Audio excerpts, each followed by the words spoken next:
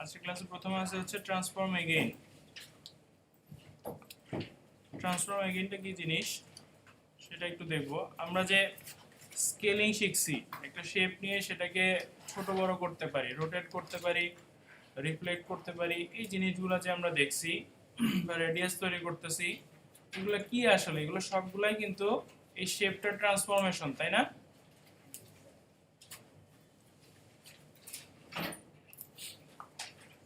তো আজকে যে টপিকটা প্রথমে আছে সেটা হচ্ছে ট্রান্সফর্ম এগেইন। ছোট্ট একটা উদাহরণ দিয়ে সেটা আমরা দেখব। আমি একটা শেপ নিচ্ছি,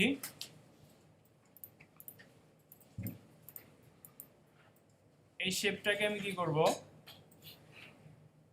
সাপোজ আমরা কি অল্টার চেপে কপি করাটা দেখছিলাম। অল্টার চেপলে কি হচ্ছে, কার্সরটা ডাবল হয়ে যাচ্ছে। আমি যদি এটার একটা কপি এখানে নেই, এনে ছেড়ে দিলাম মাউসটা, অল্টারটা পরে ছেড়ে দিলাম, তো এই শেপটা সিলেক্ট থাকা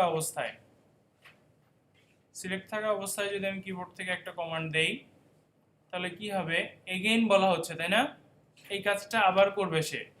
আমি যদি কিবোর্ড থেকে কন্ট্রোল ডি দেই, এই কাজটা সে আবার করবে, যতবার দিব ততবার এই কাজটা করবে। এই জন্য এটাকে বলা হচ্ছে ট্রান্সফর্ম এগেইন। এটাও কি বুঝতে পারলেন সবাই? রিপিট করে, অবশ্যই রিপিট করব, কেন করব না। এখানে অনেক কিছু চলে আসবে। এ পর্যন্ত আমরা যা যা শিখে আসছি সেকেন্ড ক্লাসে, মোটামুটি সবকিছুই তার কাজে লাগবে। প্রথমে কাজে লাগা হচ্ছে রুলারটা নিয়ে আসব। রুলার থেকে আমি কয়েকটা গাইড নিব।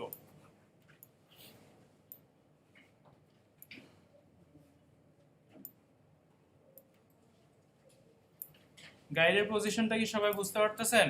একটু এভাবে নিলাম, এখানে পেন টুল দিয়ে কিছু আঁকার চেষ্টা করব।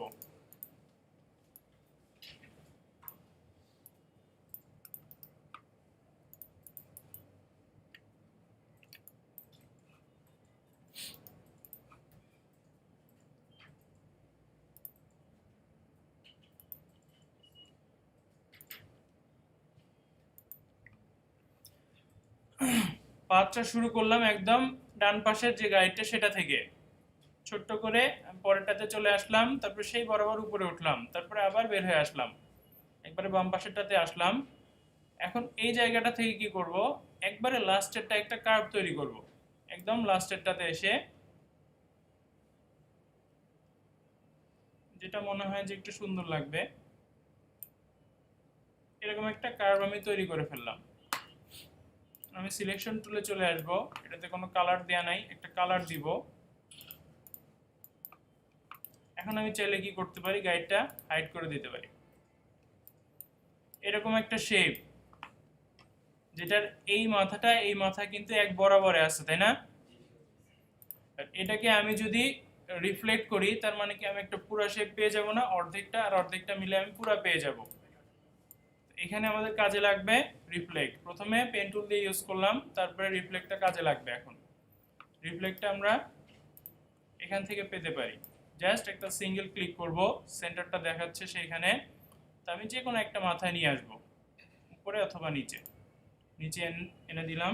কিবোর্ড থেকে শিফট আর অল্টার যদি দুইটা একসাথে চেপে নেই, এই মাথাটাতে ক্লিক করলে এই যে শেপটা ছিল এই পাশে, সেটা কিন্তু রিফ্লেক্ট করলে এই পাশে একটা কপি আসবে। এইটুকু পারা যাবে না? এখন যে কাজটা বাকি থাকতেছে সেটা হচ্ছে জয়েন করা। জয়েন না করলে তো দুইটা আলাদা আলাদা দেখাচ্ছে। ডিরেক্ট সিলেকশন নিচ্ছি, এই মাথাটা আমি সিলেক্ট করে নিচ্ছি। একটা অ্যাঙ্করের দুইটা হ্যান্ডেল, তার মানে দুইটা অ্যাঙ্করের চারটা হ্যান্ডেল। এটা যদি আমি জয়েন করে দেই, জয়েনের শর্টকাটটা ছিল কন্ট্রোল জে। আমি যদি কন্ট্রোল জে দিয়ে দেই, হ্যান্ডেল দুইটা হয়ে গেছে না? এই মাথাটা জয়েন হয়ে গেছে, তাই না? আবার ডিরেক্ট সিলেকশন নিচ্ছি, নিয়ে এই জায়গায় যে পয়েন্টটা ছিল সেটা জয়েন করে দিব, কন্ট্রোল জে।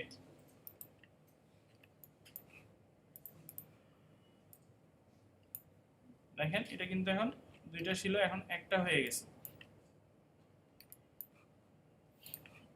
এবার করব রোটেটের কাজটা। সিলেক্ট করে নিচ্ছি, রোটেট টুলে আসতেছি, এই যে আমার সেন্টারটা ছিল, সেন্টারটা আমি একটু নিচের দিকে নিয়ে আসবো, এখানে হতে পারে সেটা।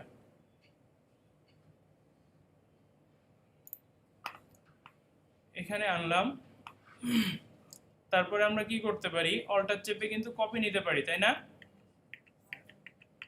মনে আছে না এটা? অল্টার চেপে একটা কপি নিব, একটু সরাই নিব, আন্দাজে 10 পয়েন্ট সামথিং দেখাচ্ছে, এরকম থাক। স্যার ম্যানুয়ালি কোনো পয়েন্ট করা যায়? যায়। আচ্ছা, এখান থেকে নিচ্ছি। এরপরে যে কাজটা করব, এই শেপটা সিলেক্ট থাকা অবস্থায় কিবোর্ড থেকে কন্ট্রোল ডি যদি দেই, এই কাজটা সে কি করতেছে, কন্টিনিউয়াসলি করে যাবে।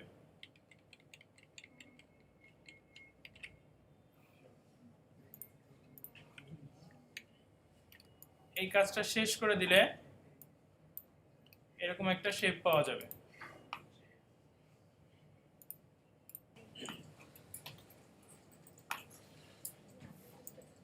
আচ্ছা, এবার স্ট্রোক নিয়ে একটু আলোচনা করব, যে স্ট্রোকটা কিভাবে কি করা যায় সেই জিনিসটা একটু দেখব। স্ট্রোক নিয়ে কি কি করা যেতে পারে সেগুলো আর কি।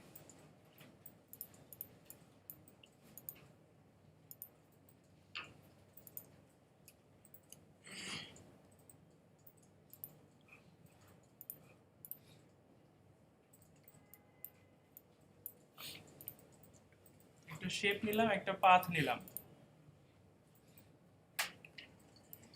ইনিশিয়ালি আমরা কি পাচ্ছিলাম, এখান থেকে জাস্ট স্ট্রোকের ওয়েটটা বাড়ায় দেওয়া যাচ্ছিল, তাই না?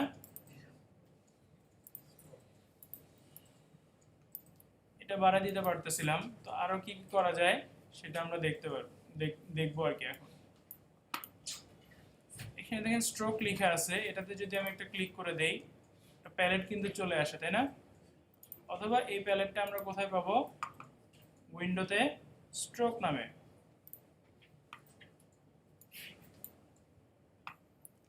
এখানেও ইনিশিয়ালি কি দেয়া আছে, স্ট্রোকটাই দেয়া আছে।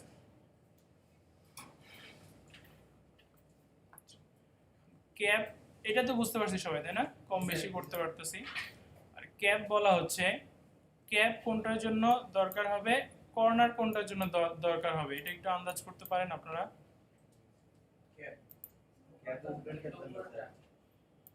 আচ্ছা, তার মানে ক্যাপ সব শেপের জন্য ইউজ করা যাবে না, বুঝতে পারছেন? এটা ক্যাপ হবে কোন টাইপের জিনিসের জন্য, যেগুলোর মাথা খোলা আছে, মানে এরকম পাত মাথা খোলা আছে, সেইগুলাতে আমরা ক্যাপ ইউজ করতে পারবো। যেটা একদম বন্ধ শেপ, সেগুলাতে কিন্তু ক্যাপ ইউজ করা যাবে না, সেগুলাতে আমরা ইউজ করতে পারবো কর্নার। ক্যাপ, কর্নার, এগুলা তিন টাইপের। প্রথমে ক্যাপটা দেখবো, একটু জুম করে আসলাম এখানে যাতে চেঞ্জটা ধরতে পারি। এটার স্ট্রোক আমি 10 করে দিয়ে রাখছি, 10 পয়েন্ট। আসলে যদি 1 পয়েন্ট থাকে, এই চেঞ্জগুলো আসলে ধরতে পারা সম্ভব না। প্রথমে যেটা আছে সেটা হচ্ছে বাট ক্যাপ বলা হচ্ছে, এটা নরমালি থাকে। এটা হচ্ছে দেখেন আমার অ্যাঙ্করটা যেখানে শেষ, সেখানে আমার স্ট্রোকটাও শেষ। যদি আমি এটা সিলেক্ট করে নেই, পরেরটাকে বলা হচ্ছে রাউন্ড ক্যাপ। রাউন্ড ক্যাপটা কি করবে, জাস্ট রাউন্ড করে দিচ্ছে। ওই পাশেও হয়ে গেছে, এই পাশেও রাউন্ড হয়ে গেছে। তারপরে যেটা আছে সেটাকে বলা হচ্ছে প্রজেক্টিং ক্যাপ। প্রজেক্টিং ক্যাপটা কি, বাট ক্যাপটার সাথে যদি পার্থক্য করতে যাই, যেখানে অ্যাঙ্কর শেষ সেখানেই আমার মানে স্ট্রোকটাও শেষ। কিন্তু প্রজেক্টিং ক্যাপ কি করবে, সে আবার একটু প্রজেক্ট করে সামনে বের করবে, বের করে নিয়ে আসবে। 10 পয়েন্টই নিয়ে আসছে, কারণ স্ট্রোকটা এখন 10 পয়েন্টের ওয়েটে আছে। এদিক থেকে 10, এদিক থেকে 10, এদিক থেকেও সে 10 বের করে দিছে। বোঝা গেল ব্যাপারটা? এখন আসি কর্নারের ব্যাপারে, জুম করে নিচ্ছি যাতে বোঝা যায়। কর্নারটা হচ্ছে মিল্টার জয়েন্ট বলা হচ্ছে, এটাই নরমালি থাকে। নরমালি আমরা যেটা দেখি এটাকে মিল্টার জয়েন্ট বলা হয়। তারপরে এটা হচ্ছে রাউন্ড জয়েন্ট। রাউন্ড মানে কি করবে বোঝাই যাচ্ছে, তাই না? রাউন্ড করে ফেলতেছে, যদিও 1-2 পয়েন্ট স্ট্রোকের ক্ষেত্রে এটা বোঝাটা টাফ। তারপরটাকে বলে বেভেল জয়েন্ট। বেভেল জয়েন্ট কি করবে, এই মাথাটা জাস্ট কেটে দিবে, দেখলেই বুঝবেন, জাস্ট মাথাটা কেটে দিচ্ছে। আচ্ছা, এদিক থেকে এসে অ্যালাইন স্ট্রোক। অ্যালাইন স্ট্রোকটা কি কাজ করে? স্ট্রোক কোনটা? এই কালো অংশটা, তাই না? আর আমার পাথ কোনটা? মাঝখানের অংশটা। ইনিশিয়ালি অ্যালাইন স্ট্রোক দেখাচ্ছে align stroke to center. Center মানে কি পরিষ্কার হচ্ছে যে আমার স্ট্রোকের একদম মাঝখানে পাথটা থাকতেছে, বা পাথের দুই পাশ থেকে সমান দূরত্ব নিয়ে আমার স্ট্রোকটা থাকতেছে, এটাকে বলা হচ্ছে সেন্টার পজিশন। তারপরে যেটা আছে যেটাকে বলা হচ্ছে ইনসাইড। ইনসাইডে যদি করি, স্ট্রোকটা ইনসাইডে আসবে, মানে স্ট্রোক নিয়ে যেহেতু কথা হচ্ছে স্ট্রোকটাই কনসিডার করি। ইনসাইড মানে হচ্ছে স্ট্রোক ইনসাইডে চলে আসবে। আমার পাথটা বাইরে চলে গেল না, এখন স্ট্রোকটা ইনসাইডে চলে আসলো। আর আউটসাইড হচ্ছে উল্টাটা, ইনসাইডে পাথটা থাকতেছে, পুরা স্ট্রোকটা আউটসাইডে চলে যাচ্ছে। আর কি বলে, সেন্টার যেটা হচ্ছে এইদিকে 5 পয়েন্ট আসতেছে, এইদিকে 5 পয়েন্ট আসতেছে, মানে অর্ধেকটা এইদিকে থাকতেছে আর অর্ধেকটা এইদিকে থাকতেছে। এটুকু পারা যাবে না? এখন দেখবো হচ্ছে ড্যাশ লাইন। ড্যাশ লাইনটা কি? এটা যদি একটু ক্লিক করে দেই, এটা কিন্তু আর আগের মতো প্লেন নাই, ড্যাশ ড্যাশ হয়ে আসছে, এটাকে বলা হচ্ছে ড্যাশ। এখান থেকে চাইলে আমরা এটাকে কাস্টমাইজও করতে পারি। ড্যাশ এখানে 12 পয়েন্ট বলে দেয়া আছে, আমি এটাকে চাইলে যদি ছোট করে দেই, 5 পয়েন্ট করে দেই, আরো ছোট হয়ে যাচ্ছে এগুলো, তাই না? পরেরটা বলা হচ্ছে গ্যাপ। আমি গ্যাপটা যদি 10 পয়েন্ট করে দেই, দেখেন মাঝখানের গ্যাপগুলো কিন্তু বড় হয়ে যাচ্ছে। তারপরে আরো একটা ড্যাশ যদি আমি 10 পয়েন্ট দেই, মাঝখানে একটা করে বড় বড় আসতেছে, তাই না? পরের গ্যাপটা যদি 20 পয়েন্ট দেই, মাঝখানে একটা বড় গ্যাপ পাওয়া যাচ্ছে। এরকম করে কাস্টমাইজ করা যায়। এটুকু বুঝতে পারছেন সবাই? এখন দেখবো অ্যারো হেডস। অ্যারো হেডস তো মনে হয় নাম শুনেই বোঝা যাচ্ছে কি করবে। তারপরেও যদি একটু দেখি, অ্যারো হেডটা আসলে দুই পাশের জন্য দুইটা অপশন, মানে এই অ্যারো হেড তো আর এরকম কোনো শেপে দেওয়া যাবে না, বক্স শেপে দেওয়া যাবে না, এটাও দিতে চাইলে দিতে হবে এরকম কোনো পাথে। অ্যারো হেডে এসে যদি আমি ক্লিক করি, দেখবো রেডিমেড অনেক অ্যারো দেয়া আছে। বুঝা যাচ্ছে ব্যাপারটা? যে কোনো একটা সিলেক্ট করে নিলে কি করবে, এই অ্যারোটা কিন্তু সেখানে শো করবে, শুধু এই মাথায় শো করতেছে। আবার স্কেলিং করে কি করা সম্ভব, এই অ্যারোটাকে ছোট করা সম্ভব, বড় করা সম্ভব।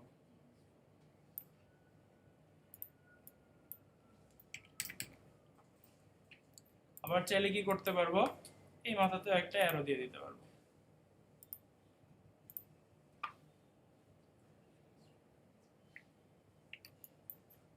এই ব্যাপারটা কি আমরা বুঝি? লিংক করে দেয়া। লিংক মানে হচ্ছে আমি যদি স্কেলিং করে এটা কমাই, এটাও কমে যাবে সাথে সাথে, আর যদি এটা বাড়াই এটাও বাড়বে। প্রপোর্শন ঠিক রাখা আর কি। আর নিচের দিকে যেটা, এটা হচ্ছে অ্যালাইনমেন্ট। এই জিনিসটার অ্যালাইনমেন্ট, এই অ্যারো হেডের অ্যালাইনমেন্টটা দেখেন, আগে ছিল কি আমার স্ট্রোক যেখানে শেষ, অ্যারোর মাথাটাই সেখানে ছিল, আর মানে এটা আগে ছিল আর কি। পরে যেটা আসতেছে সেটা কি করতেছে, এই অ্যারোর হেডটা যে আসছে এটার বটম কিন্তু আমার স্ট্রোকে, মানে স্ট্রোকের শেষটা হচ্ছে অ্যারোর বটম বরাবর আছে। ইনিশিয়ালি ছিল কি, মানে স্ট্রোক যেখানে শেষ, অ্যারোর মাথাটা সেখানে একদম সেই জায়গাটাতেই আছে। এখানে আমার স্ট্রোকটা শেষ, সরি পাথটা শেষ, অ্যারোর মাথাও এখানে। অন্যটাতে গেলে কি হচ্ছে, পিছনের দিকে চলে আসতেছে। আর প্রোফাইল বলা হচ্ছে, এটা আসলে কিছুটা এখান থেকে দেখা যাচ্ছে না, এটার জন্য খুব সম্ভবত অন্য একটা শেপ নিতে পারি। প্রোফাইল এখানেও পাওয়া যাবে।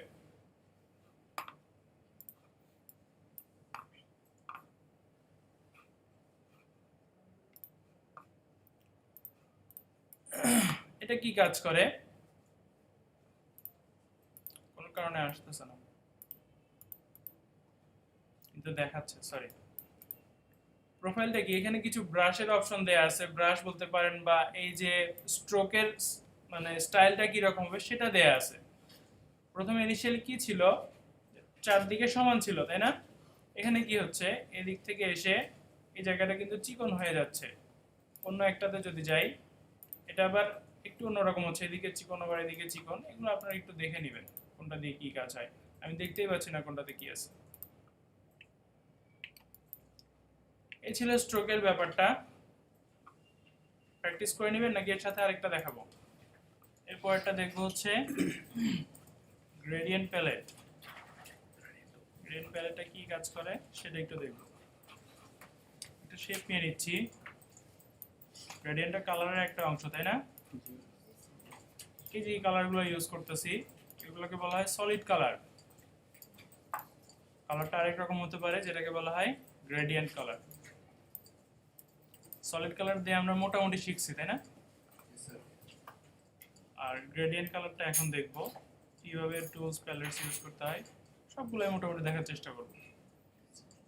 গ্রেডিয়েন্টটা যদি না থাকে কাজ বন্ধ করে একটু দেখেন, আমরা উইন্ডো থেকে নিয়ে আসবো গ্রেডিয়েন্টটা। এখানে যে ব্যাপারগুলো আছে সবই দেখার চেষ্টা করব। গ্রেডিয়েন্ট দুই জায়গায় দেয়া যেতে পারে, ফিলে দিতে পারবো, স্ট্রোকেও দিতে পারবো, ঠিক আছে?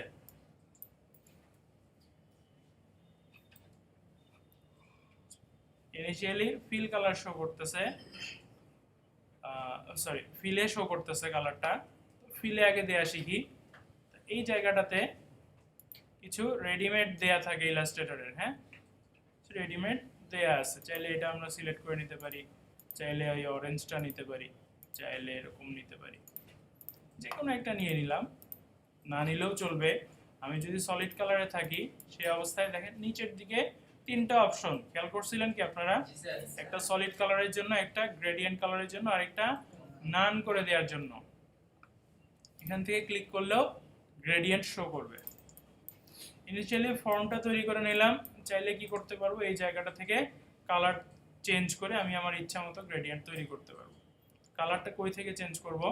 এই জায়গাটাতে দেখেন একটা ফিল স্ট্রোকের ব্যাপার আছে, যে জায়গাটা উপরে রাখবো সেটাতে অ্যাপ্লাই হবে। আপাতত ফিল উপরে আছে। ছোটখাটো ব্যাপারগুলো বলে নেই। এই যে এই জায়গাটা এটা রিভার্সের কাজ করবে। রিভার্স কীরকম? যদি এখন এইদিকে লাইট কালারটা আছে, এদিকে ডার্ক কালারটা আছে, এটাতে ক্লিক করে দিলে উল্টায় যাচ্ছে। এটা তো বোঝা যাচ্ছে, তাই না? এই কাজটা সে করবে। আর গ্রেডিয়েন্টের টাইপ এখানে দেয়া আছে দুইটা, এটা হচ্ছে লিনিয়ার, এটা হচ্ছে রেডিয়াল। লিনিয়ার মানে হচ্ছে এই পাশ ওই পাশ, ডান থেকে বাম অথবা উপর থেকে নিচ, এটাকে বলা হয় লিনিয়ার, বা এই কোণা থেকে ওই কোণা। আর রেডিয়ালটা হচ্ছে সেন্টার টু বর্ডার। সেটা কিরকম সেটা একটু দেখে নিব। সেন্টার টু বর্ডার মানে হচ্ছে কি, আমার ডার্ক কালারটা দুইটা কালার ইউজ হয়েছে, এখান থেকে কি বোঝা যাচ্ছে? একটা ডার্ক একটা লাইট কালার।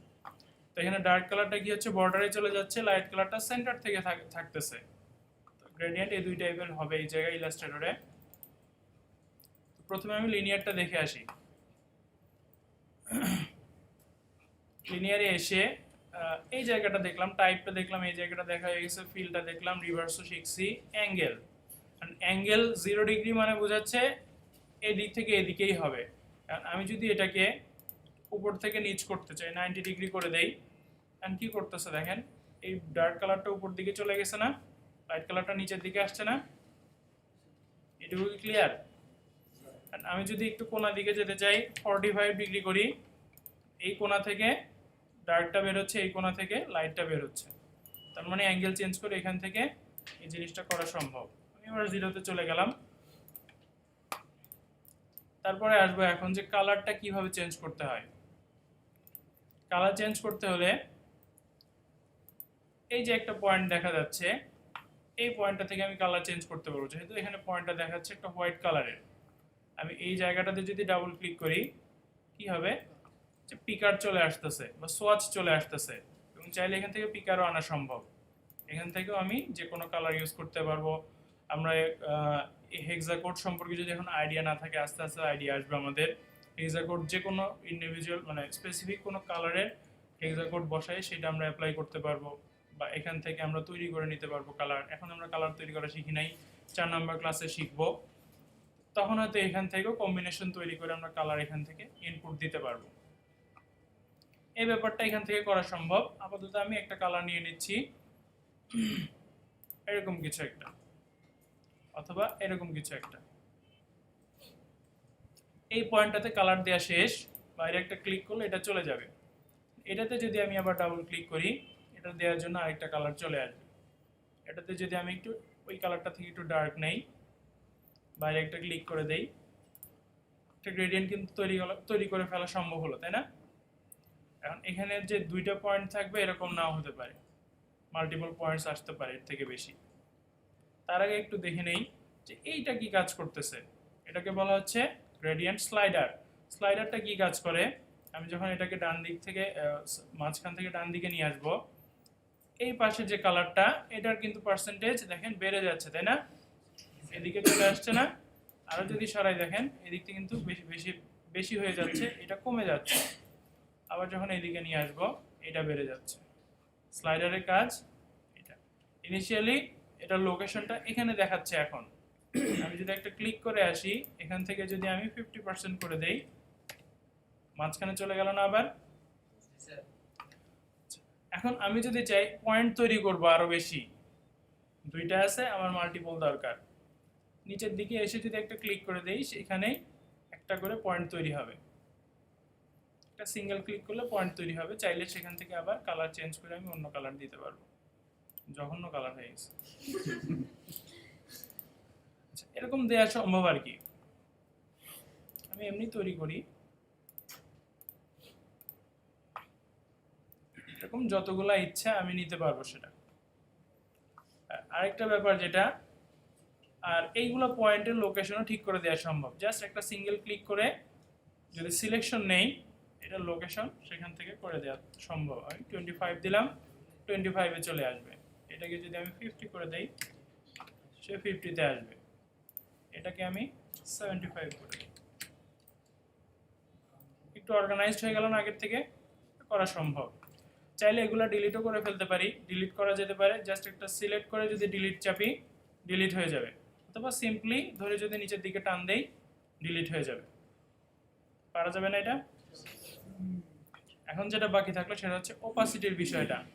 ওপাসিটি কি সেটা তো আগে আমাদের জানা লাগবে। ওপাসিটি বলতে পারেন কি? ওপাসিটি হচ্ছে ট্রান্সপারেন্সি। ট্রান্সপারেন্সি মানে হচ্ছে স্বচ্ছতা। স্বচ্ছ মানে হচ্ছে এই যে এই জিনিসটা, এটার ভিতর দিয়ে দেখতে পাচ্ছেন, তাই না? এরকম করে দেয়া হচ্ছে ওপাসিটির কাজ। আমরা কি করি অনেক সময়, এটাতে দেয়া আছে কিনা আমি জানি না, আপনাদের চোখে পড়তেছে কিনা, এই পেজগুলোর মধ্যে কিন্তু বিআইটিএম এর লোগোর যে মার্কটা, তা কিন্তু হালকা করে দেয়া আছে, তাই না? ওপাসিটিতে এই কাজটা করা যেতে পারে, যেটাকে বলা হয় জলছাপ বা ওয়াটারমার্ক। সেটা এটা দিয়ে করা সম্ভব। এখান থেকে সেই কাজটা করা যায়। অনেক সময় কি হয়, গ্রেডিয়েন্টটা এরকম হয় যে আমি হয়তো এখন সাদা ব্যাকগ্রাউন্ডে নিয়ে কাজ করতেছি, ব্যাকগ্রাউন্ডটা এখানে খুব সুন্দর ফুটতেছে, আমি কালো ব্যাকগ্রাউন্ডে গেলে হয়তো একদম অন্যরকম হয়ে যাবে, গ্রেডিয়েন্টটা বোঝা যাবে না। সেক্ষেত্রে তখন ব্যাকগ্রাউন্ড ইন্ডিপেন্ডেন্ট করার জন্য এই জিনিসগুলোকে ট্রান্সপারেন্ট করে ফেলা হয়, বিভিন্ন কালারগুলোকে বা এক পাশের একটা কালারকে এরকম এই কাজগুলো করা হয়, ট্রান্সপারেন্ট করে ব্যাকগ্রাউন্ডের সাথে মিলায় দেওয়ার চেষ্টা করা হয়। সেক্ষেত্রে এই জিনিসটা করা হয়, নির্দিষ্ট কোনো একটা পোর্শনের ট্রান্সপারেন্সি কমায়, ওপাসিটি কমায় দেওয়া যেতে পারে, অথবা ওভারঅল যে শেপটা আছে সেটা ট্রান্সপারেন্সিও কমায় দেওয়া যেতে পারে। তো আমি যদি এই পয়েন্টটার ওপাসিটি কমায় দিতে চাই, এটা আমি 10% করে দিলাম। নিচ থেকে ব্যাকগ্রাউন্ডটা দেখা যাচ্ছে, আসলে এটা কি বুঝতে পারতেছেন আপনারা? নিচে যদি একটা শেপ নিয়ে নেই, সলিড কালারের শেপ নেই, এটাকে আমি উপরে তুলে দেই, নিচ থেকে শেপটা দেখা যাচ্ছে না? এটা নিচ থেকে, তার মানে কি সেটা এখন ট্রান্সপারেন্ট। বুঝা গেছে ট্রান্সপারেন্টের কাজটা? আচ্ছা, আমি আবার এই জায়গাটা ট্রান্সপারেন্ট হলে কি হচ্ছে দেখেন, ভিতর থেকে একটা অন্যরকম ব্যাপার কিন্তু চলে আসছে, একটু বেড়ার মতো চলে আসছে, তাই না? যেটা ফটোশপে আসলে ট্রান্সপারেন্ট হলে এরকম দেখায়। আমি আবার আগের মোডে চলে যাই, 100% দিয়ে দিলাম। লিনিয়ার নিয়ে আলোচনা করলাম, এখন একটু রেডিয়ালে যাওয়া উচিত। রেডিয়ালে আসবো, সেম জিনিস। সে কি করতেছে, যেটা এই পাশ থেকে ওই পাশে ছিল, সেটা এখন কি করতো, সেন্টার টু বর্ডার হয়ে গেল। এটা নিয়ে তো আলোচনা করার কিছু নেই, তাই না? এখন যেটা দেখব, গ্রেডিয়েন্ট টুলটা দেখব। গ্রেডিয়েন্ট টুলটা পাবো টুল প্যালেটে, মানে সরি টুল বারে পাবো। গ্রেডিয়েন্ট এখানে যদি আসি, সেটা যদি লিনিয়ারে থাকি সেটা একরকম দেখাবে, বা আমি যদি রেডিয়ালে আসি সেটা আরেক রকম দেখাবে। এখান থেকে কি করা যায়, এরকম দেখাচ্ছে। যখন এটার উপরে মাউসটা নিয়ে আসবো, এই কালারের অপশনটা, এই যে এখানে যে কালারের অপশনটা ছিল সেটা কিন্তু এখানেই পাওয়া যাচ্ছে, তাই না? চাইলে এখান থেকে ডিলিট করে দিতে পারবো, চাইলে অ্যাড করতে পারবো, নতুন কালারে অ্যাড করা সম্ভব এখান থেকে। মানে এই কাজটা এখান থেকেও করা যাচ্ছে। বুঝা যাচ্ছে ব্যাপারটা?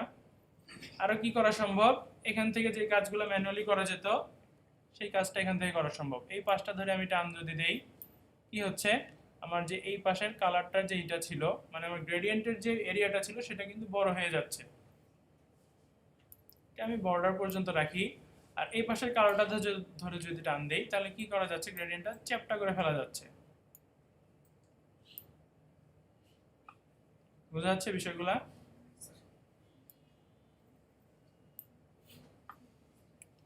আর এই যে পিছনে একদম গোল যেটা আছে সেটা দিয়ে আমি কি করতে পারতেছি, গ্রেডিয়েন্টের সেন্টারটা চেঞ্জ করে দিতে পারতেছি।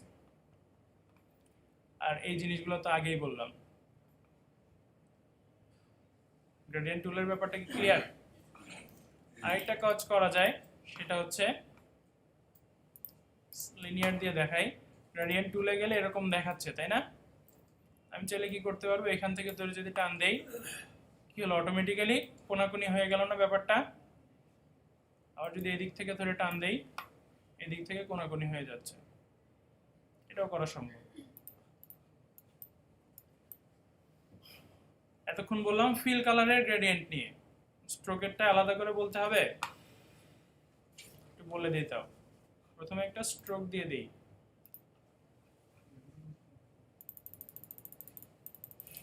স্ট্রোকটা একটু মোটা করে দিলাম যাতে গ্রেডিয়েন্টের ইফেক্টটা ভালো মতো বোঝা যায়। এটাতে অন্যরকম দেখেন, স্ট্রোকটা এখন উপরে চলে আসছে, এখান থেকে উপরে সিলেক্ট করে দিছি, উপরে চলে আসছে। স্ট্রোকে অন্যরকম গ্রেডিয়েন্ট দিব যাতে পার্থক্যটা বোঝা যায়। লাল নিচ্ছি, কালার তৈরি দেয়ার স্টাইলটা একই রকম। বোঝা যাচ্ছে না? স্ট্রোকে আসলে দেখেন এই তিনটা অপশন কিন্তু অ্যাক্টিভ হয়ে যাচ্ছে, বাকি সবগুলো সেম। এই তিনটা অপশন কিন্তু অ্যাক্টিভ হয়ে যাচ্ছে। তিনটা অপশন কিন্তু তিন রকমের কাজ করে, মানে এই গ্রেডিয়েন্টটাকে বিভিন্নভাবে অর্ডারিং করে বা অর্গানাইজ করে। তো এটার নাম বলা হচ্ছে gradient with stroke, within stroke বলা হচ্ছে। উইদিন স্ট্রোকটা এরকম যে নর্মালি যে মানে ইফেক্টটা পড়ে সেটা ফেলতেছে। পরে যেটাকে বলা হচ্ছে অ্যালং স্ট্রোক। অ্যালং স্ট্রোকটা কীরকম দেখেন, সে এই দিক থেকে কালারটা শুরু করতেছে, ডার্ক কালারটা শুরু করতেছে, আস্তে আস্তে এসে মাঝখানের কালারটা ইউজ করে এসে লাস্টের কালারটা ইউজ করে শেষ করে দিচ্ছে। সে এখন আর এ পাশ থেকে এ পাশে ইউজ করতেছে না, সে পুরো স্ট্রোকটা ঘুরে ইফেক্টটা দিচ্ছে। পার্থক্যটা কি বোঝা যাচ্ছে আগেরটা থেকে? পরেরটাতে এসে কি করতেছে, এটাকে বলা হচ্ছে, নামটা ভুলে গেছি দেখিনি, নামটা আমার মনে পড়তেছে না। তো এটা কি করে দেখেন, এই যে ওয়েটটা বরাবর সে গ্রেডিয়েন্টটা দিচ্ছে, এদিকে ডার্ক কালারটা, মাঝখানে লাইট কালারটা এখানে, এদিকে এসে আবার ডার্ক কালারটা। স্ট্রোকের ওয়েট বরাবর সে গ্রেডিয়েন্টটা তৈরি করতেছে। বোঝা যাচ্ছে? এটা এটা ছিল তিনটা স্টাইল স্ট্রোকে গ্রেডিয়েন্ট দেয়ার। এটাকে বলা হচ্ছে across stroke, gradient across stroke. এই ব্যাপারগুলো ছিল, এইটুকুই। কোনো বিষয় কি আছে যেটা আবার বলতে হবে?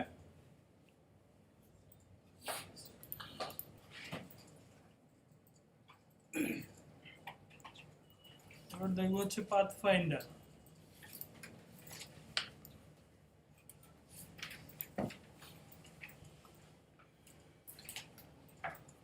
পাথ ফাইন্ডারের অপশনগুলো একটু দেখবো।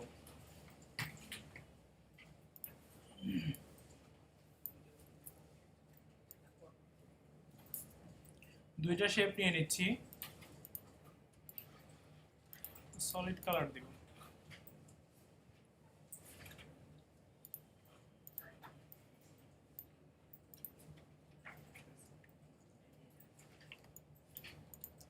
খেয়াল করেন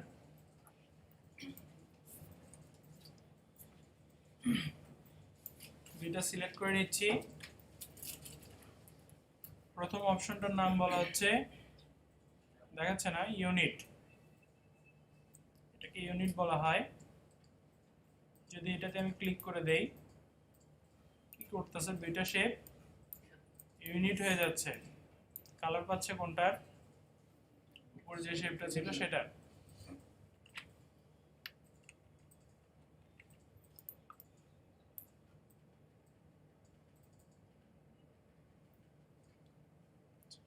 নামগুলো দেখাচ্ছে না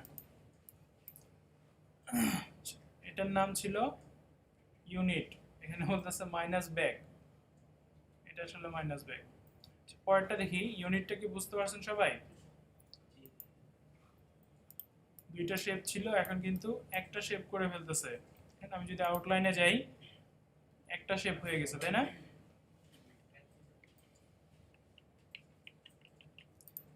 পরেরটা দেখি এটাকে বলা হচ্ছে মাইনাস ফ্রন্ট উল্টোপাল্টা নাম বলতেছে এটা হচ্ছে মাইনাস ফ্রন্ট আপনারা চেক করে দেখার সময় দেখে নিন মাইনাস ফ্রন্ট কি কাজ করবে মাইনাস ফ্রন্ট যেটা করবে উপরে যে শেপটা আছে নিচের শেপটাকে সে মাইনাস করে দিবে দেখেন একটু যদি আমরা কাজটা করি তাহলে বোঝা যাবে সে কি করতেছে উপরে যে শেপটা ছিল যতটুকু ওভারল্যাপ করেছিল ততটুকু কিন্তু মাইনাস করে ফেলছে তাই না বোঝা গেল না এটুক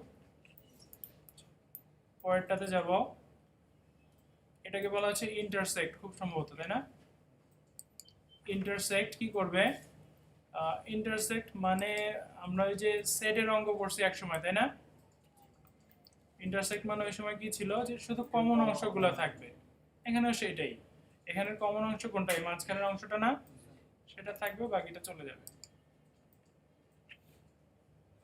তারপর এটা হচ্ছে এক্সক্লুড এক্সক্লুডটা কি করবে এর উল্টাটা করবে কমনটাই ফেলে দিবে আনকমন গুলো রেখে দিবে মাঝখানেরটা ফেলে দিছে দুটো কিন্তু এখন একটা শেপ তার জন্য কালারও একটা পাবে এরপরে আসবো কোথায় আউট সরি এটার নাম হচ্ছে ডিভাইড ডিভাইডে যদি যাই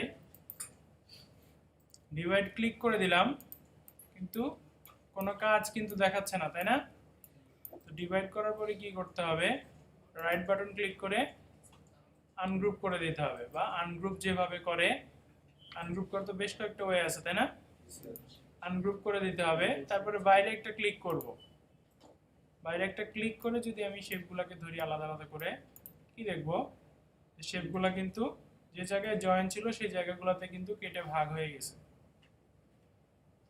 বুঝা যাচ্ছে ব্যাপারটা তাহলে ডিভাইড করার পরে কি করা লাগতেছে আনগ্রুপ করা লাগতেছে এটা অবশ্যই মনে রাখতে হবে নাহলে ডিভাইড করবেন কিন্তু রেজাল্ট পাবেন না এবং তার সাথে আরো একটা জিনিস যেটা সেটা হচ্ছে ডিভাইড করার পর আনগ্রুপও করে ফেললাম তারপরে সাথেই ধরে টানবো না তাও কিন্তু আমি রেজাল্ট পাবো না বাইরে একটা ক্লিক করে ডিসিলেক্ট করে নিব তারপরে ধরে টান দিব তাহলে আমি রেজাল্টটা পাবো যে ডিভাইড হয়েছে আসলে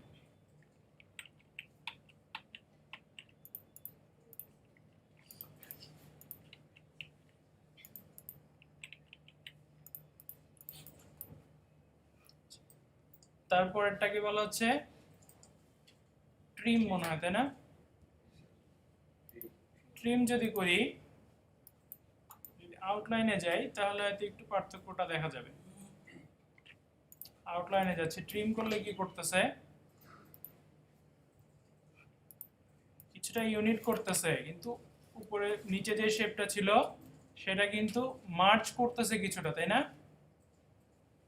এই জায়গাটা কিন্তু এখন এটার হয়ে গেছে নিচের অংশটা কিন্তু আলাদা করে পাওয়া যাচ্ছে না মানে নিচে যে শেপটা ছিল সেই শেপটা কিন্তু এখন পুরাটা আর নাই এইটুকু হয়ে গেছে না বোঝা যাচ্ছে আমার কথাটা আগে ছিল এরকম মানে এই জায়গাটা পাওয়া যাচ্ছিল নিচের শেপটা পুরোটাই পাওয়া যাচ্ছিল ট্রিম করে দিলে সেটা আর পাওয়া যাচ্ছে না এখন পরের অপশনটা হচ্ছে মার্জ মার্জটা কি কাজ করে সেম কাজ করলো তাই না সেম কাজই করলো, আসলে সেমই করতেছে। মার্জ মানে কি এক জায়গায় করে দেয়া, কিন্তু এটার পার্থক্যটা ওইভাবে আসলে কিছু বোঝা যাবে না, আমরা চোখে দেখে বুঝতে পারবো না। যদি সেম কালারের নেই, সেম কালারের নিলে একটু বোঝা যাবে, যেটা হচ্ছে যে এই জায়গাটাতে যদি আসি, কি করতেছে মার্জ, কি করতেছে এখন বোঝা যাচ্ছে। ইউনিটের কাজই কিন্তু করলো, মানে মার্জ মানে তো সেম জিনিস, কিন্তু আগে কিন্তু ট্রিম আর মার্জের মধ্যে কোনো পার্থক্য দেখা যাচ্ছিল না, তাই না? কিন্তু আমি যখন সেম কালার নিলাম তখন কিন্তু এই পার্থক্যটা পেয়ে গেলাম। বিশেষত কোনো কিন্তু পার্থক্য নাই, কিন্তু এই যেটুকু পার্থক্য দেখা যায়, ওয়েবে সার্চ করলেও পার্থক্য যদি সার্চ করেন এই টাইপের কিছু একটা দেখাবে, সেটাই আমি দেখানোর চেষ্টা করলাম, ঠিক আছে? এমনিতে কাজ করার ক্ষেত্রে সেরকম একটা পার্থক্য পাওয়া যাবে না।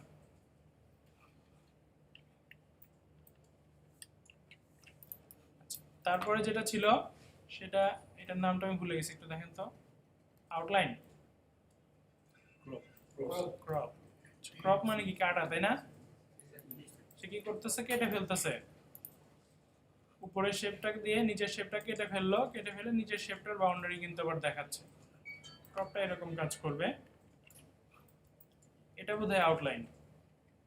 আউটলাইন কি করে, আমরা কন্ট্রোল ওয়াই দিলে যে আউটলাইনে যাই সেটার কাজই কিছুটা করে, মানে সে ফিলটা তুলে ফেলতেছে, শুধু স্ট্রোকটা দেখাচ্ছে, বাউন্ডারিটা দেখাচ্ছে। মেজর কিছু না। লাস্টেরটা হচ্ছে মাইনাস ব্যাক। মাইনাস ফ্রন্ট যা করছে তার উল্টাটা করবে মাইনাস ব্যাক দিয়ে। মাইনাস ফ্রন্ট কি করছিল মনে আছে? উপরের শেপটা নিচের শেপটাকে কেটে দিচ্ছিল, আর এটা কি করবে, নিচের শেপটা উপরের শেপটাকে কেটে দিবে। ক্লিয়ার না এই 10টা জিনিস? একটু প্র্যাকটিস করে নেন। এরপরটা হচ্ছে আর্টবোর্ড টুলস। আর্টবোর্ডের ব্যাপারগুলো আমরা দেখে আসছিলাম, প্যালেটটা একটু দেখছিলাম প্রথম দিন, তাই না? টুলসটা দেখবো। আর্টবোর্ড টুলস হচ্ছে এই নিচের দিকে যেটা হ্যান্ড টুলের উপরেরটা, এটা যদি সিলেক্ট করে নেই, দেখেন আর্টবোর্ডের চারপাশে কিন্তু একটা বক্স চলে আসছে। এটা থেকে কি করা সম্ভব, এই আর্টবোর্ডটাকে বড় করা সম্ভব, যেদিকে ইচ্ছা, যেভাবে ইচ্ছা ছোট বড় করা সম্ভব।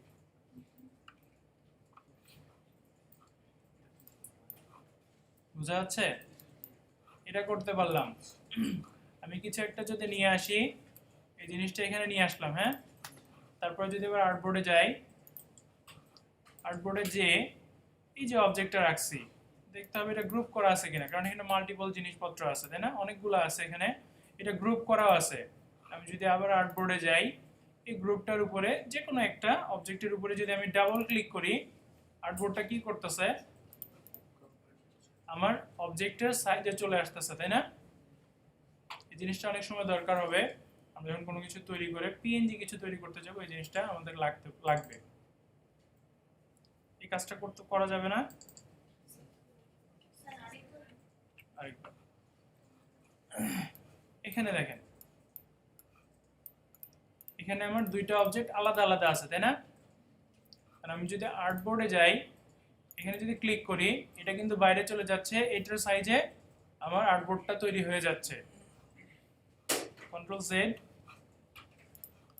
এখানে এসে যদি আমি এটাকে গ্রুপ করে ফেলি, গ্রুপ করে আর্টবোর্ডে যদি আসি, আবার এই অবজেক্টের উপরে যে কোনো একটার উপরে যদি ডাবল ক্লিক করি, এখন কি করতেছে, এখন দুইটার সাইজে আসতেছে। তার মানে কি, যতটুকু নিতে চাচ্ছি ততটুকু গ্রুপ থাকতে হবে।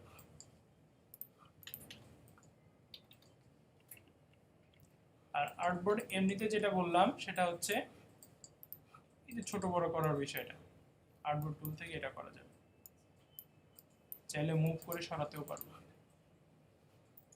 দেখে নেন 2 মিনিটে।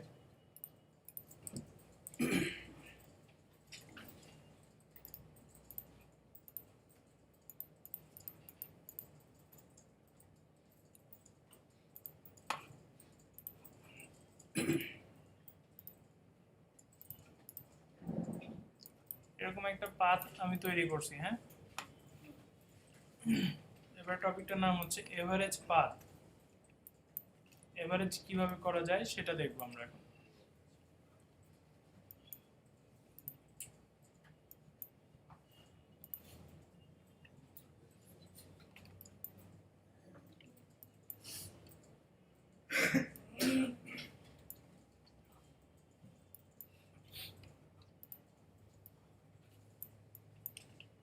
জয়েন করা তো সবার মনে আছে তাই না? Control J. এভারেজ করার জন্য জয়েনের সাথে এভারেজের পার্থক্যটা আগে দেখব। এই জায়গাটা যদি আমি জয়েন করে দেই, এই মাথাটা আর এই মাথাটা ধরে জয়েন যদি করে দেই কন্ট্রোল জে দিয়ে, কি করলো, জাস্ট এই মাঝখান বরাবর একটা পাথ তৈরি করে দিল, তাই না? এখন যদি আমি এভারেজ করি, এভারেজ করলে কি হবে, এভারেজটা কোথায় পাওয়া যাবে? অবজেক্ট থেকে পাথ, পাথে যে আমরা জয়েনটা পাইছিলাম জয়েনের ঠিক নিচেই পাবো এভারেজ। শর্টকাট হচ্ছে কন্ট্রোল অল্টার জে। দেখে নেন আগে এখানে দেখেন, এভারেজ যদি করি একটা পপ আপ দেখাবে। সম্ভবত আমি সিলেক্ট করি নাই, একটা সিলেক্ট করা ছিল, এটা সিলেক্ট হয় নাই, দুইটা সিলেক্ট আছে। এবারে যে এসে একটা পপ আপ পাবো, সেখানে দেখাচ্ছে যে আসলে কোন এক্সিস বরাবর এভারেজটা করা হবে, দেখি হরাইজন্টালি হবে না ভার্টিক্যালি হবে নাকি দুই দিক থেকেই হবে। তো আমি যদি দুই দিক থেকে এটা করি, এভারেজ করলে দুইটা মাথা এই জায়গা থেকেও খেয়াল করবেন, পুরাটা জায়গা খেয়াল করেন একটু কি করে, জনকে করে দিচ্ছি, দুইটা মাথা এসে মাঝখানে মিলাই দিল, তাই না? এখন কিন্তু আলাদা কোনো একটা যে পাথ তৈরি করে দিল মাঝখানে এরকম না, এখন দুইটা জায়গায় কিন্তু সে মিলাই দিছে দুই দিক থেকে টেনে এনে, এটাকে বলা হচ্ছে এভারেজ করা। এটাই ছিল জয়েনের সাথে এভারেজের পার্থক্য। এভারেজ করা মানে কিন্তু জয়েন করা না, এখানে কিন্তু জয়েন হয়ে নাই, এরপর আবার কি করে দিতে হবে, জয়েন করে দিতে হবে। জয়েন করে দেই, তাহলে আবার জয়েন হয়ে যাবে। দেখেন জয়েন হয়ে মাথার ভিতরে এটা চলে আসছে। কন্ট্রোল জে আর এভারেজের জন্য হচ্ছে কন্ট্রোল অল্টার জে। আর এরকম একটা ইরেগুলার শেপকে আমি চাইলে কি করতে পারবো, রেগুলার করে ফেলতে পারবো, কি ইউজ করে, এভারেজ পাথ ইউজ করে। এভারেজ পাথে আমরা একটা অপশন দেখছিলাম যে এটাকে হরাইজন্টালি অথবা ভার্টিক্যালি এভারেজ করা যাচ্ছে, সেই জিনিসটা আমরা এখন দেখব। আমি যদি একটা, দুইটা, তিনটা, এই তিনটা অ্যাঙ্করকে যদি এরকম একটা সোজা লাইনে আনতে চাই, সেক্ষেত্রে এই তিনটা অ্যাঙ্কর ধরে আমি এভারেজ করে যদি ভার্টিক্যালি এভারেজ করি, সেটা কিন্তু সোজা করা সম্ভব। কন্ট্রোল অল্টার যে আমি দিচ্ছি, এভারেজের অপশনটা চলে আসতেছে, যদি ভার্টিক্যাল দিয়ে দেই, সে কি করতেছে, তিনটাকে এক লাইনে নিয়ে আসতেছে। এখানে মধ্যে একটু কার্ভ ছিল, তার জন্য এটা একটু বাঁকা আসছে। এটুকু বোঝা গেছে না? সেম ওয়েতে যদি এটা আমি আবার এই তিনটা ধরে নিলাম, আবার যদি এটাকে ভার্টিক্যালি করে ফেলি, এটা কিন্তু একদম সোজা চলে আসছে। এই দুইটা ধরে আমি আবার কি করতে পারবো, দেখি করা যায় কিনা। হরাইজন্টালি এই মাথাটা সোজা করে দিল, তাই না? বোঝা যাচ্ছে আমার কথাটা? হরাইজন্টালি কেন করলাম, কারণ এটা আমার এই বরাবর করা লাগতেছে। এখানে একটা কার্ভ ছিল, এই যে হ্যান্ডেল বের হয়ে আসছে, এটা হরাইজন্টালি যদি করে ফেলি, এই মাথাটাও সোজা হয়ে যাচ্ছে। কি হয়ে যাচ্ছে, একটা ইরেগুলার শেপ থেকে কিন্তু একটা রেক্টেঙ্গেল তৈরি করে ফেললাম আমি। এখানে একটা হ্যান্ডেল চলে আসছে। এখন দেখেন একবারে সমান না, জিনিসটা করতে পারা যাবে? দেখে নেন পারেন কিনা। প্রবলেম হলো, প্রথমে দেখবা আউটলাইন স্ট্রোক। আউটলাইন স্ট্রোকটা কি জিনিস, স্ট্রোক নিয়ে বোঝার চেষ্টা করব। স্ট্রোকের ওয়েটটা বেশি করে দিব। স্ট্রোকের সাথে তো আমরা পরিচিত হয়ে গেছি অলরেডি, তাই না? স্ট্রোকের একটা অসুবিধা আছে, অসুবিধাটা হচ্ছে আমার স্ট্রোক এখন কত দেখাচ্ছে, 15। আমি এটাকে ছোট করে দিচ্ছি, স্ট্রোক 15, কিন্তু স্ট্রোক এখন কত, অনেক মোটা লাগতেছে না? এটা একটা সমস্যা। আরেকটা সমস্যা হচ্ছে, মূলত এই সমস্যাটার জন্যই ওইটা হয়, যে স্ট্রোকের যে স্কেলিং যে ফ্যাসিলিটিসটা, এটা কিন্তু যে প্রবলেমটা আমি দেখালাম যে মোটা হয়ে যাচ্ছে। আর আরেকটা যেটা সমস্যা হয়, সেটা হচ্ছে কিছু কিছু সাইট আছে যারা স্ট্রোক দিয়ে তৈরি করা ডিজাইনটা অ্যাকসেপ্ট করে না, যে ডিজাইনে স্ট্রোক থাকবে সেটা অ্যাকসেপ্ট করবে না। তো সেক্ষেত্রে আমরা কি করব, আমাদের ডিজাইনে তো স্ট্রোক লাগতেই পারে। স্ট্রোক যদি ইউজ করি, সেই স্ট্রোকটাকে যদি আউটলাইন করে ফেলি, তাহলে সেটা স্ট্রোক হিসেবে থাকে না, সেটা ফিলে চলে যায়।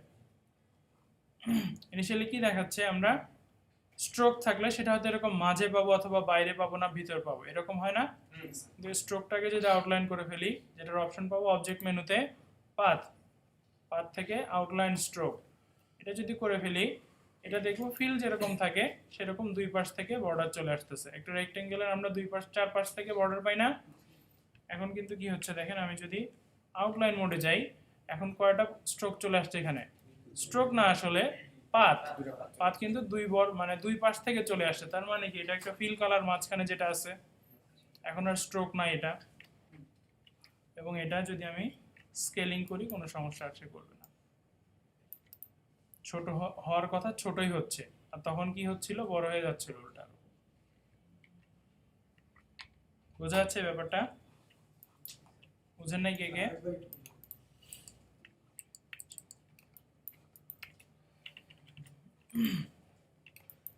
এই যে আমার নর্মাল যে রেক্টেঙ্গেল শেপটা ছিল, স্ট্রোকটা মাঝামাঝি ছিল, যেটা স্কেলিং করলে সমস্যা হতো বা হবে, সেটাকে আমরা যদি আউটলাইন করে দেই, তখন সে কি হবে, ফিলে ফিলে চলে যাবে, মানে স্ট্রোক থেকে সে ফিলে চলে যাবে। স্ট্রোক থাকার কারণে যে অসুবিধাটা হতো সেটা আর হবে না এখন। ক্লিয়ার এবার? এখানে আবার ইচ্ছা মতো কালার ইউজ করতে পারবো, গ্রেডিয়েন্ট ইউজ করতে পারবো, কালার ইউজ করতে পারবো, সব ইউজ করতে পারবো। এটার মধ্যে আর কালার তখন দেওয়া যাবে না, কারণ এখানে তো আর কিছু থাকতেছে না এখন। আচ্ছা, তো স্ট্রোকটা তখন আমরা আউটলাইন করব যখন আমাদের ডিজাইনটা একদম শেষ হয়ে যাবে, তখন আমরা জাস্ট আউটলাইন স্ট্রোক করে দিব। কারণ একবার যদি আউটলাইন করে দিই, পরবর্তীতে আমার যদি আবার মডিফাই করতে হয়, তখন কিন্তু আমি আবার পাবো না সেটা। ডিজাইন যখন একদম ফাইনালাইজ হয়ে যাবে, তখন আমরা স্ট্রোকটাকে আউটলাইন করে দিব। এটা ছিল আউটলাইন স্ট্রোকের ব্যাপার। এখন যেটা দেখবো সেটা হচ্ছে অফসেট পাথ। অফসেট পাথ খুব কাজের জিনিস, এটা যদি শিখে নেই সুবিধা হবে। এটাও পাবো কোথায়? অবজেক্ট মেনু থেকে পাথ, পাথ অপশনের মধ্যে আউটলাইন স্ট্রোকের পরেই যেটা আছে অফসেট পাথ। অফসেট পাথে এসে দেখবো যে অফসেটের একটা ইনপুট দেওয়ার কথা বলা হচ্ছে এখানে। ইনপুটটা দেখেন এরকম, প্রিভিউ দেখতেছি যে কি রকম দিচ্ছি। ব্যাপারটা এরকম, অফসেট মানে হচ্ছে সেম জিনিস, হয়তো বা ছোট বা বড়, অনেক সময় আমাদের কি রকম দরকার হয়, এরকম কিন্তু দরকার হয়, একটা শেপের বাইরে আরো একটা বর্ডার আমি চাই, বর্ডার দরকার হয় না, সেক্ষেত্রে অফসেট ইউজ করে আমি নিতে পারি। শুধু এই শেপ না, যে কোনো শেপের জন্য নেওয়া সম্ভব। আমি ভ্যালু বাড়াচ্ছি, এটা আস্তে আস্তে দূরে চলে যাচ্ছে, এবং পজিটিভ ভ্যালু যেহেতু, তার মানে বাইরে থাকতেছে, যখন নেগেটিভ ভ্যালু হবে তখন সে ভিতরে আসবে। তার মানে কি ছোট নেওয়া সম্ভব, বড় নেওয়া সম্ভব। এবং এটা আরেকটা সুবিধা হচ্ছে, এই টাইপের কোনো, আমরা চাইলে তো স্কেলিং করেও নিতে পারতাম এই শেপটা, তাই না? ইনিশিয়ালি আমার এই শেপটাকে আমি কিন্তু স্কেলিং করেও বড় করতে পারতাম, কিন্তু বড় করলে কি হয়, আমি একটা কপি নিয়ে নিচ্ছি এটার। বড় করলে দেখেন এদিক থেকে কম থাকতেছে, এদিক থেকে বেশি থাকতেছে।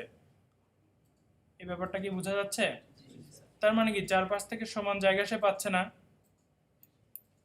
তার মানে কি সমান সুন্দরও লাগবে না। কিন্তু একটা স্কোয়ার শেপকে কিন্তু আমি সুন্দর ছোট বড় করে ফেলতে পারতাম, চারপাশ থেকে সমান জায়গা পাচ্ছে। কিন্তু এই টাইপের শেপের জন্য কিন্তু এই থিওরি এখানে অ্যাপ্লাই করা যাচ্ছে না, কারণ এক পাশ থেকে বড় হয়ে যাচ্ছে আর এক পাশ থেকে ছোট হয়ে যাচ্ছে। তো ওভারঅল সলিউশনের জন্য যে প্রসিডিউর সেটা হচ্ছে অফসেট পাথ। অফসেট পাথে যদি যাই, দেখেন যে চারপাশ থেকে সমান দূরত্ব নিয়ে বড় হবে, সমান দূরত্ব নিয়ে ছোট হবে।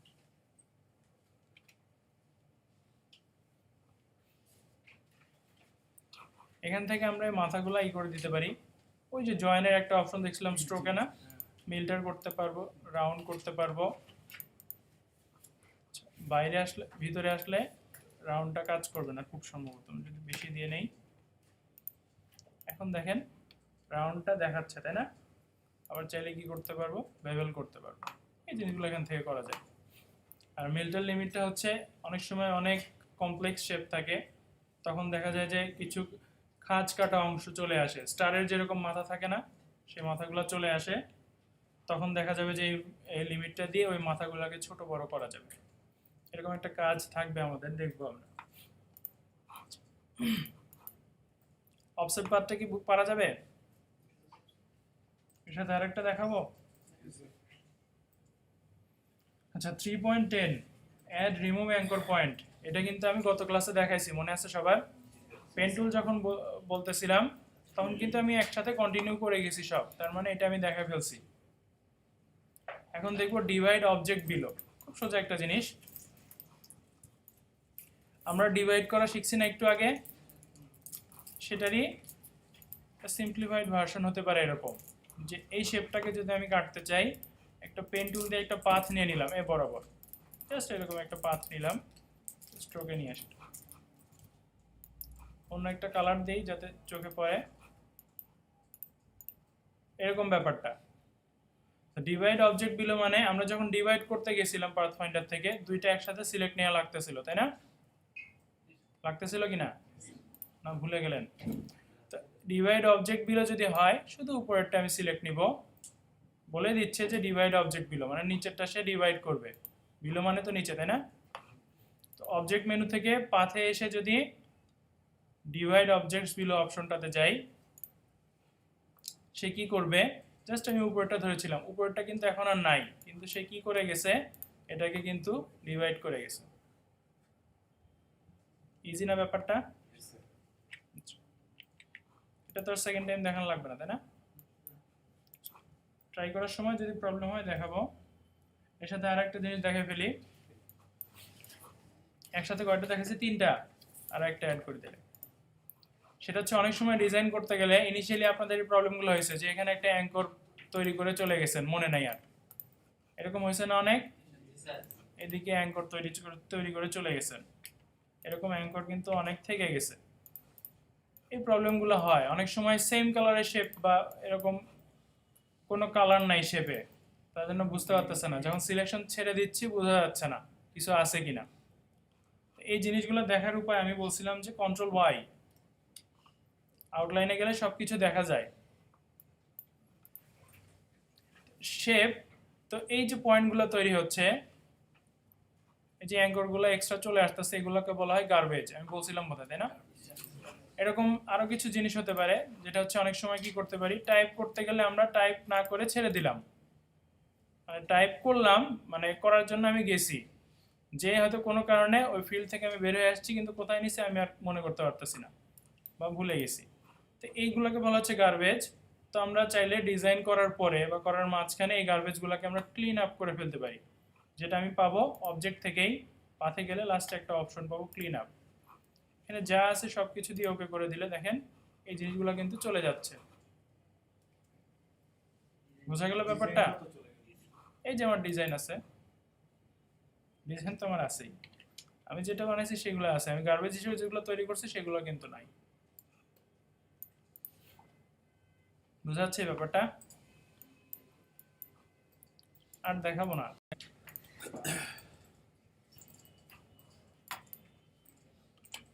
পরে যেটা আছে সেটা হচ্ছে কম্পাউন্ড পাথ বলা হচ্ছে এটাকে। কম্পাউন্ড পাথটা কি রকম, জিনিসটা কাজটা দেখলে বুঝবেন যে এটা আসলে এভাবে অন্য একটা প্রসিডিউর দিয়ে এই কাজটা করা যায়। অন্য একটা যে কোনো শেপ নিচ্ছি আমি, দুইটা শেপের দুই রকম কালার হওয়া উচিত, না হলে বোঝা যাচ্ছে না।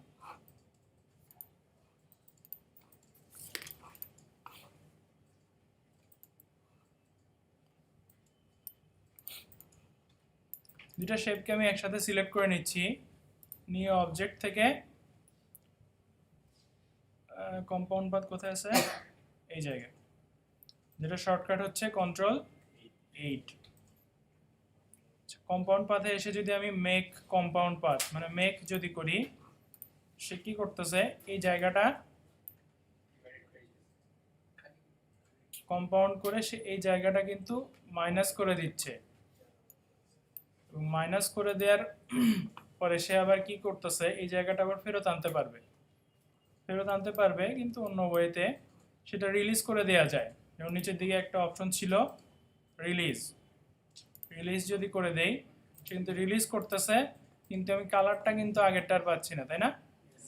এটা একটু সমস্যা, কিন্তু এই কাজটা করা যাচ্ছে যে রিলিজ করে দেওয়া যাচ্ছে, আবার শেপটা কিন্তু পাওয়া যাচ্ছে, এবং এই জায়গাটা কিন্তু এখন আর কেটে গেছিল আগে, এখন কিন্তু আবার সলিড চলে আসছে। পারা যাবে না এটা? রিলিজ হচ্ছে মেক যেখান থেকে করলাম রিলিজ তার নিচে। এই জিনিসটা আরো এক জায়গা থেকে করা যেতে পারে। এখান থেকে কালার দিলাম না, সেম রাখলাম। হ্যাঁ, রাইট বাটন ক্লিক করলে মেক কম্পাউন্ড পাথ, কম্পাউন্ড যখন হয়ে যাবে সেটা যদি আবার সিলেক্ট করে নেই রিলিজ কম্পাউন্ড পাথ, রিলিজ করে দিলে রিলিজ করে দিবে। এবার বুঝতে পারছেন সবাই?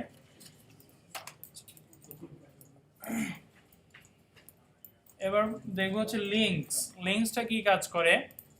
অনেক সময় আমরা কি করি, ইলাস্ট্রেটরে ইমেজ ইউজ করি, তাই না?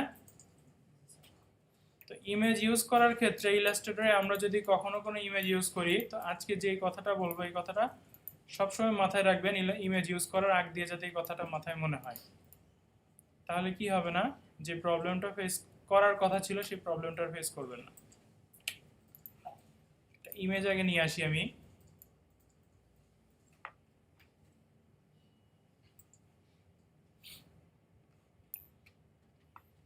ইমেজ নিয়ে আসছি আমি, ছোট করে নিলাম। এই ইমেজটা কি দেখাচ্ছে, চারপাশ থেকে বাউন্ডিং বক্স দেখাচ্ছে এবং কোনাকুনি ডায়াগোনালও কিন্তু একটা লাইন দেখাচ্ছে দুই পাশ থেকে, তাই না? এই টাইপের ইমেজ ইউজ করলে যে প্রবলেমটা হবে, এই ইমেজটার লোকেশন সে পাচ্ছে আমার কম্পিউটার থেকে, তাই না? কম্পিউটার থেকে আমি নিছি, বুঝাতে পারলাম কথাটা? সে আমার হার্ড ড্রাইভ থেকে কিন্তু এই ইমেজটা অ্যাক্সেস করতেছে। এখন এখন এইটা আপনি হয়তো কোনো ডিজাইনে যুক্ত করলেন ইমেজটা এবং সেটা একটা ভেক্টর ফাইল হিসেবে .ai ফাইল হিসেবে সেভ করা তো শিখে গেছি সবাই, তাই না? সেভ করলাম, সেভ করে আপনি এই পিসিটা থেকে আমি ডিজাইন করলাম। এখন আমি যদি আপনার পিসিতে এই ফাইলটা দেই, এই ফাইলটা আপনি ওপেন করে এই ইমেজের জায়গায় কিছু দেখতে পাবেন না, শুধু এরকম আউটলাইনটা দেখতে পাবেন। কীরকম দেখতে পাবেন? এরকম আউটলাইন পাবেন, ইমেজটা আপনি দেখতে পাবেন না। এটা কি প্রবলেম? অবশ্যই প্রবলেম, কারণ এটা যদি আমার ডিজাইনের পার্ট হয় আমার ডিজাইনই তো হারাই গেল। তো এই জিনিসটা সবাই মাথায় রাখবেন এবং চাইলে পরীক্ষা করেও দেখতে পারেন, একজনেরটা আরেকজন নিয়ে দেখতে পারেন, অথবা বাসায় যে দুইটা যদি পিসি থাকে, ল্যাপটপ ডেস্কটপ যদি থাকে, একটাই তৈরি করে আরেকটা এনে দেখবেন যে এই প্রবলেমটা করবে। এই প্রবলেমটা থেকে যদি আমরা রিকভার করতে চাই সেক্ষেত্রে লিঙ্ক থেকে একটা কাজ করে দিতে হবে। লিঙ্কসটা আমরা উইন্ডো থেকেই পাবো, এটা একটা প্যালেট লিঙ্কস, এটা আমরা উইন্ডো থেকে পেয়ে যাব। এটাতে যদি আসি, যতগুলো ইমেজ আনা থাকবে আমার ডকুমেন্টের মধ্যে সবগুলা 1 বাই 1 শো করবে, ঠিক আছে? সবগুলাতেই যদি আমার এরকম লিঙ্ক থেকে এই জিনিসটা ঠিক করে দিতে হয়, তো চাইলে আমি সবগুলা সিলেক্ট করে একসাথেও করতে পারি। এখানে এসে যে কাজটা করতে হবে কিচ্ছু না, এই ডান দিকে নিচের দিকে একটা অপশন থাকে যেখানে ক্লিক করলে আমরা সাধারণত অপশনগুলো পেয়ে যাই এই প্যালেটের, তাই না? সেখান থেকে এসে এই অপশনটাতে অন্য কিছু দেখার দরকার নাই, শুধু এমবেড ইমেজ যদি এমবেড করে দেই তাহলে যে প্রবলেমটা ছিল ওই প্রবলেমটা আমি আর ফেস করব না। কিভাবে বুঝবো? দেখেন মাঝখানে যে দাগটা ছিল সেটা কিন্তু এখন আর শো করতেছে না। এরকম যদি কোনো ইমেজ থাকে তাহলে সেই ইমেজটা অবশ্যই যেখানে নিয়ে যাব সেখানেই শো করবে। এখন সে আর কোথাও থেকে অ্যাক্সেস করতেছে না, এখন সেটা এই ডকুমেন্টের সম্পত্তি হয়ে গেছে। এখন সে আর কম্পিউটার থেকে এই ইমেজটা অ্যাক্সেস করতেছে না। আমি কি বুঝাতে পারলাম ব্যাপারটা? অনেকে ইনিশিয়ালি কি করেন, বিজনেসের তৈরি করবেন হয়তো বা একটা দুইটা ক্লাসের পর, তারা ইমেজ ইউজ করে, লোগো হিসেবে ইমেজ নিয়ে আসে, কিন্তু দেখা যাবে এইগুলো কিছুই শো করতেছে না, কারণ আপনি লিঙ্ক থেকে এমবেড করে দেন নাই। তার মানে এমবেডটা কিন্তু জরুরি যদি ইমেজ ইউজ করেন আপনি, ঠিক আছে? আচ্ছা, আর এরপরে যেটা দেখবো সেটা হচ্ছে ক্লিপিং মাস্ক। ক্লিপিং মাস্ক কি জিনিস এটা যদি আগে একটু বলার চেষ্টা করি, সেটা হচ্ছে এই ইমেজটা এতটুকু আছে, তাই না? আমি হয়তো চাচ্ছি যে ইমেজটা আমি কাটবো না, ছোট করব না, কিন্তু ইমেজের কোনো একটা পার্ট আমি শুধু শো করব, যেটা আমার দেখানো দরকার সেটা আমি দেখাবো। সাপোজ আমার এই ডায়েরিগুলো দেখাতে হবে, আমি এমনিতে একটা উদাহরণ টানতেছি, হ্যাঁ? এই ডায়েরিগুলো আমার দেখাতে হবে, সেক্ষেত্রে আমি কি করব, সেই বরাবর একটা শেপ নিয়ে নিলাম। শেপটা কোথায় রাখতেছি? ইমেজটার উপরে। দুইটা একসাথে সিলেক্ট করে নিব, আমি রাইট বাটন থেকে অপশনটা পেয়ে যাব মেক ক্লিপিং মাস্ক। যদি এটা করে দেই, পুরো ছবিটা কি করতেছে আর দেখাচ্ছে না, ক্রপ হয়ে গেছে এরকমও না, দেখেন আমার ইমেজের বাউন্ডারি দেখাচ্ছে, তাই না? এবং কি করতেছে, শো করতেছে শুধু আমার শেপের অংশটা। আমি চাইলে কি করতে পারবো, রাইট ক্লিক করে রিলিজ যদি করে দেই, দুইটা জিনিস আবার পেয়ে যাব। আমার ইমেজটা, সলিড ইমেজটা আমি আবার পেয়ে গেলাম। কি হলো না, আমার ইমেজটা কিন্তু নষ্ট হলো না। এই ইমেজটা যদি, পুরো ইমেজটা হয়তো আমার অন্য কোথাও ইউজ করা লাগতেছে, সেখানে কিন্তু আমি আবার এটা ইউজ করতে পারবো নতুন করে না এনে। বুঝা যাচ্ছে ব্যাপারটা? একটু ট্রাই করে দেখেন।